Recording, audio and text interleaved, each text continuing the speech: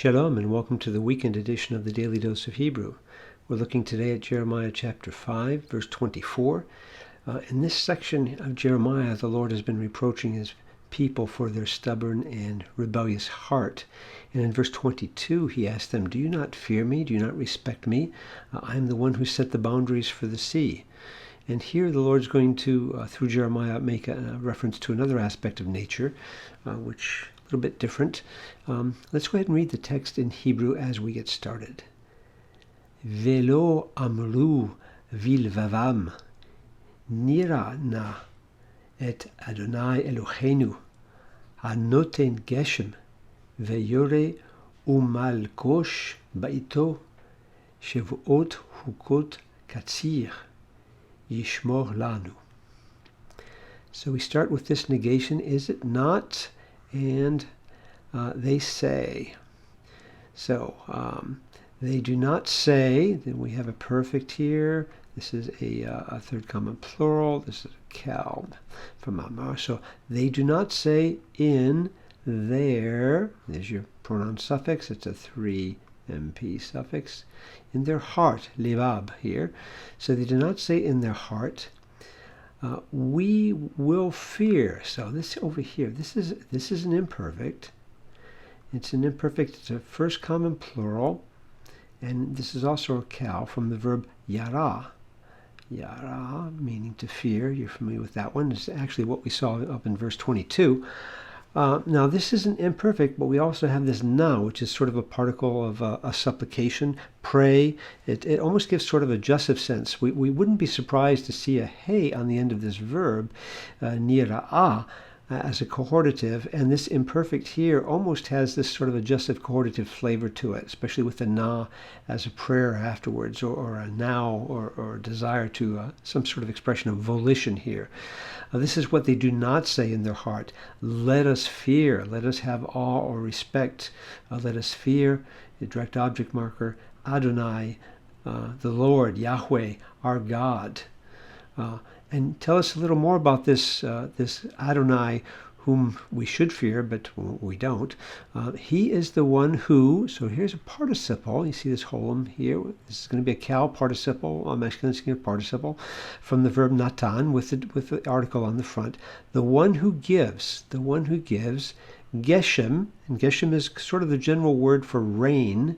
And remember what a precious thing that is. If you live in certain parts of the country, rain isn't always a blessing, or it doesn't always seem like it, but when you're in a desert land, it is very much a blessing. Who gives rain. And we're going to define that rain a little bit more. Yore is a noun that comes from the verb yara, which means to throw, but this is the word that's used for the early rain.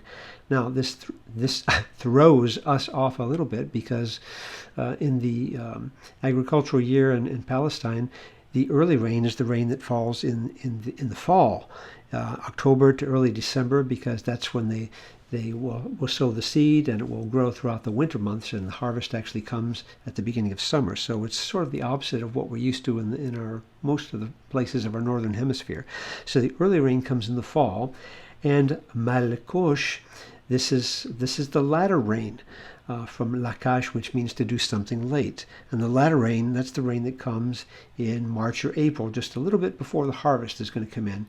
So he gives rain, even the early and the later, or we could say both the early and the later or latter rain, in its time. So here's our word et, which means time or season with the pronoun suffix.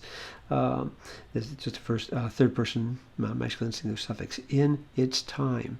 This is the God who gives these things. And then we have this expression, shavuot. Now, this is it's actually a masculine plural, means a period of 7, usually the word for weeks. So, and this is in construct, actually a 3-part construct chain that we have here. So what we have here, it's masculine even though you have this old ending, which looks more like a feminine. So what we have is literally weeks of statutes. Hukot or hukah is a statute, or actually something appointed or prescribed. So if we were to translate this literally, and then the last word here in the construct chain, this is also in construct. The last word in the construct chain is katsir, which means harvest. So we have weeks of statutes of harvest, or maybe we could say weeks of appointed things of harvest. And this appointed things is almost being used as an adjective here. That we would say the appointed weeks of harvest. We can maybe smooth it out in that way.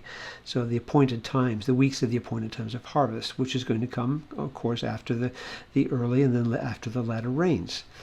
Weeks of appointed weeks of harvest, he will keep. Now here we have, this is going to be an imperfect, but it's almost going to be the equivalent of this participle that we have over here. He will keep for us, just a pronoun suffix, first comma plural. This is an imperfect, 3ms, cal, from a verb shamar. And this is yishmo. This is a commentatuf here because you have this makev, so the accent shifts to the back of the lanu over here just before the n. So this is the God who keeps these for us, these prescribed times of harvest. So this is what God does for his people. And the result should be that we should respect and have this fear of him in the good sense of the word. And as we're going to see in the following verses, that's not the case. But this is the question that God wanted his people to be asking. Well, let's go ahead and hide our work here and just look at a couple of translations very quickly. First of all, in the NIV, they do not say to themselves, literally in their heart, but the NIV translators to themselves, within themselves. Okay, that's all right. A little bit of a paraphrase, but it's totally understandable.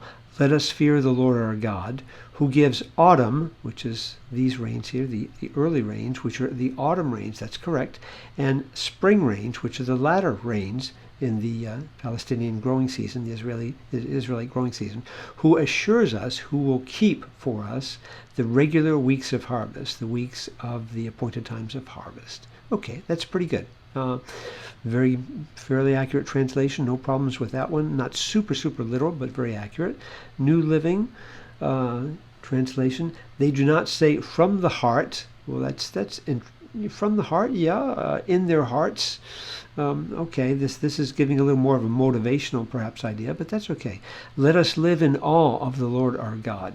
That's actually pretty good. Let us fear, live in awe. I like that expression. That's probably pretty good. For he gives us rain each spring and fall. When you see what they've done here, each spring and fall, they've adapted this concept more toward the general understanding of people who live in the northern hemisphere, perhaps for most of us who are watching this video, but not all of us, rather than the more literal autumn and spring, because that would seem sort of backwards to us. Although it is accurate for the Israelites, it wouldn't be as accurate for us. So they've shifted it around. Who gives us rain each spring and fall, obviously with our harvest coming in the fall, assuring us of a harvest, so keeping for us, assuring us of a harvest when the time is right. God does take care of his people. He sets the boundaries for the seas, but he also intervenes in the seasonal and even daily care for his people. And as a result, he wants his people to respond to him in respect, in awe, in this godly fear. And unfortunately, as we see here, this is not the case. They're not saying this in their hearts, but they're responding in a different way, which we'll see in our next verse. So check back with us soon as we continue working through Jeremiah chapter 5 in the weekend edition of the Daily Dose of Hebrew. Shalom.